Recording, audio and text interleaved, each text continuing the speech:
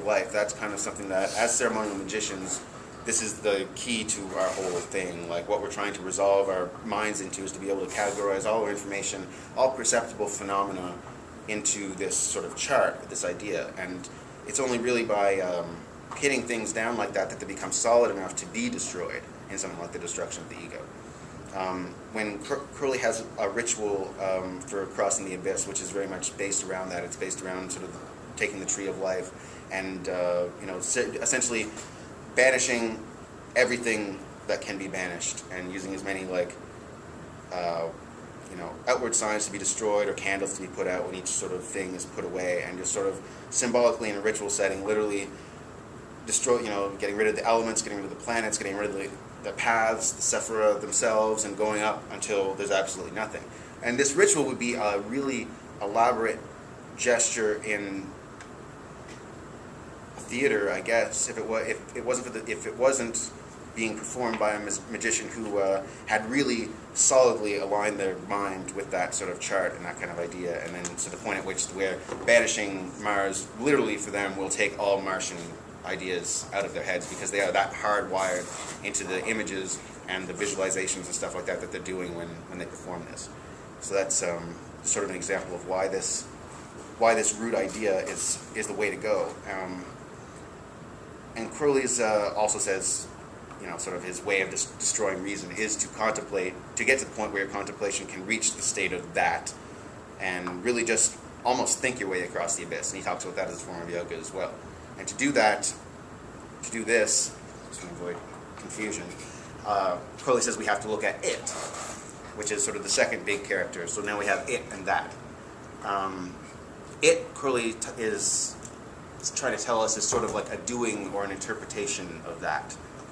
It's a way that expresses itself in various forms of both. Yeah, we're getting really abstract here. In various forms of motion, motionlessness. Anytime that we're breaking things up into the binary, then we have our its. And Crowley tells us that by contemplating it, we eventually can come to that, and by doing so, this is sort of how we deconstruct or destroy our reason.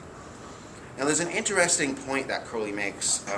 He doesn't do a lot to define it, because the poems themselves are supposed to sort of be that explanation and show us what to do this. And I think that in a lot of ways, when Crowley was writing this, you can see the Eastern influence, because this is after he had spent some time in Asia and he spent some time traveling. And really, these poems are more like Zen koans than certainly any of the other poetry that he wrote before. So they're things to sort of contemplate and think about. The reason that the explanatory notes don't always seem to explain them is because they're not supposed to be explained. You're kind of supposed to think your way through them.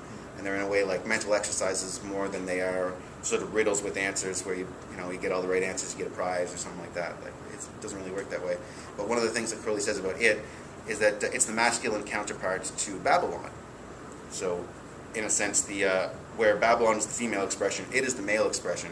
And I find that very interesting. And again, I don't want to...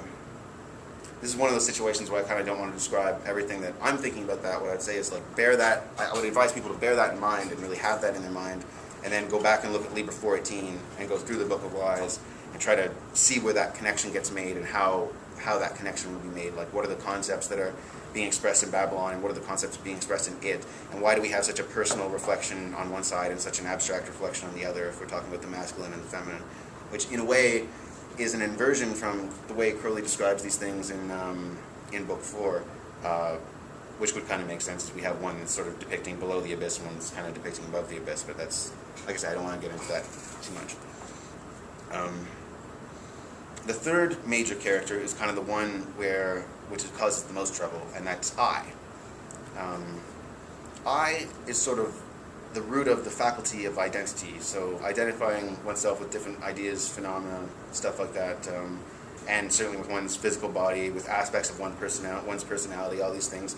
These are all literally forms of karma, in the literal sense of karma as attachment. By investing in these particular things, whether they're ideas or objects or other people or whatever, we kind of attach ourselves to the world below the abyss, and the world of distinctions. And all these things are karma. I mean, love's a form of karma. You can't love someone that's part of yourself, in a sense. Like, love, just as much as hate, relies on the idea of separateness, and it's just as much a thing that has to be transcended. I think looking at Liber Ceth will really sort of highlight that for people, where it's basically where Crowley is told, okay, like if you want to get across the abyss, you have to give everything up. And if you don't give up these things yourself, and you take the oath of the abyss anyway, we will take them from you when we see them getting in your way. And like by determining yourself to do this, you give them up on your own, or they get taken away, basically. And that's kind of a scary thought for people. And at the same time, there are other people who just don't seem to take it seriously enough. This is problematic in a way for ceremonial magicians because, as we've talked about quite a bit in these, the fundamental sort of source of magical authority does come from the faculty of identity. When we're performing these rituals, we're identifying with different gods, we're identifying with different angels, we're identifying ourselves as an adept with the power to command spiritual forces of different types. We're identifying with forms of authority that if we call up a spirit, we can say, okay, I'm going to use this god name, and you're going to have to swear by this god name that you're going to do what you're going to do, and because of the way that you are comported, what your essential nature is, you can't break that because that word has a sense of authority over you. So that faculty of identity is an essential source of magical power, which is why the two main crises of the AA being the angel and the abyss. I mean, the angel is very much, that ritual is very much an expression of the faculty of identity, where one is able to, get the initiatory force together and identify with one's own inner light and own inner star, with the that in ourselves, so to speak, to the extent at which we can get in contact with this being. And then the crossing the abyss is the point at which the angel can't really help anymore for that specific reason. That all attachment has to be broken. And Crowley says, that is one of the things, your angel really can't be there for you even at that point. That's where that concept stops, because certainly you can't be advised by another being if you're in the state of consciousness where everything is one thing. So that relies on separateness too. So this is kind of a big deal, and that brings it back to what I was saying about Liber 777 before and identifying with the Naples arrangement. Crowley doesn't want us to transcend the I or the faculty of identity by trying to reject it or trying to get past it. He wants it to be firmly controlled to the extent at which we can transcend it, and that means knowing how to use it and then being able to use it at will. The highest grade of the AA is the abscissimus, and that's the point in the system at which Crowley basically says this person is totally free, totally unconditioned in the sense that they can identify with anything or anything else like that. Just, as simple as any gesture, as simple as any emotion, and it doesn't cause any disturbance for them. And that's the big thing, is a switch up of identity disturbs people. If you want to know what people's real gods are, everyone has gods, whether they want to admit it or not. If you want to know who their real gods are, see what offends them, see what really upsets them. And that's how you know what they really hold sacred and what they really think is important.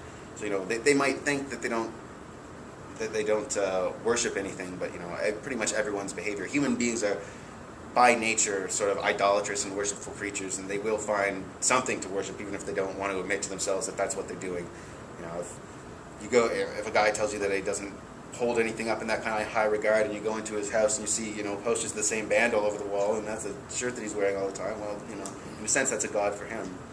A Dionysian god, maybe, but, we can attribute it to a higher aspect, but that's sort of your key into where that faculty of identity is being exercised, and how that exercising is affecting that person and sort of going into constructing the ego. The reason that I emphasize this is because there's sort of I would describe it personally as a subcategory of the I, which is the mind. And mind, as Crowley tells us, is, in itself the product of unsettling, or the product of dis-ease. And I don't mean disease, I mean literally dis-ease, in the sense that someone is thrown off. And I don't remember exactly where he uses this, but Crowley just makes the example at one point that he's like, all the higher thinking and higher understanding means nothing to a man with a toothache, because then the tooth is all you can think about, because that's the thing that's out of proportion. He says, if everything's running smoothly, then you don't think about it. A relationship that's constantly having State of the Union conversations where everyone has to define how they feel about everything is not running along smoothly. If it has to be focused on, then it's because there's problems that have to be worked out. And in all cases, this mind, this disease, is not an incorrect thing to exist. It's got to be there to correct.